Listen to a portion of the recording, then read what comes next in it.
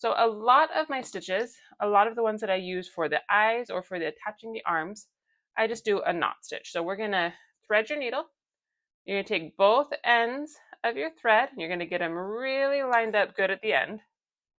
And then we're gonna do a loop. We're gonna go all the way around and tuck it under, just like we're doing a knot with a single thread, except that you have two through it. Then I usually stick my finger in here and hold on to the end so I can pull this knot right to the end of my thread instead of having my knot like somewhere in the middle. If you just like grab it and pull it, you might end up losing a lot of the tail of your thread. So if I'm doing a knot stitch, I put the two ends together. I wrap and do my loop kind of anywhere on it.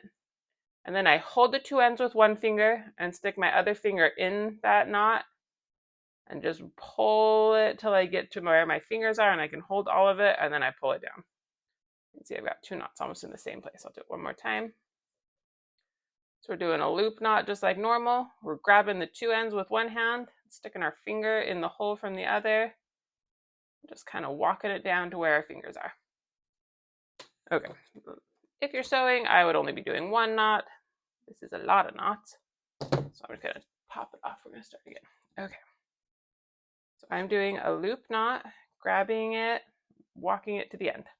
Okay, so a lot of my sewing patterns, we are just knotting on the legs, which means you're just gonna put the two pieces of felt. Let's pretend like the top half of this is a leg and the bottom half is a body.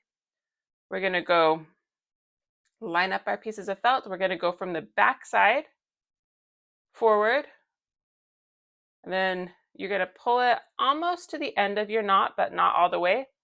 And then we're gonna go from the front back, pull this pretty tight in front, and then back here, do you see how we still have this loop? We're just gonna put our needle through the middle of that loop and pull it tight. So then we have this tiny stitch up front. That's what I've used for these arms. And then we can't just cut it off here though, or it will unravel. We need to knot this back here. So what I do for this is I just put my needle back through this fabric bundle right here, kind of going in the middle of my spot. And then I'm taking the end of this, so the part that's connected to the loop of my needle, and I'm wrapping it once, twice around the top of the needle, and I'm pulling it back. I'm pulling it back towards the eye of the needle. This is just to keep it tight. And then I put my thumb on top of it, my thumb and my finger, so I'm pinching it lightly right here. And I'm just holding it. I'm not pinching hard. I'm not doing a really firm grip. It's kind of just like barely touching it together. And it's just to hold that thread in place as I slide my needle out, because that's going to make sure that this knot that I have created is right against my other knot so that this is really tight. And you can just snip it off.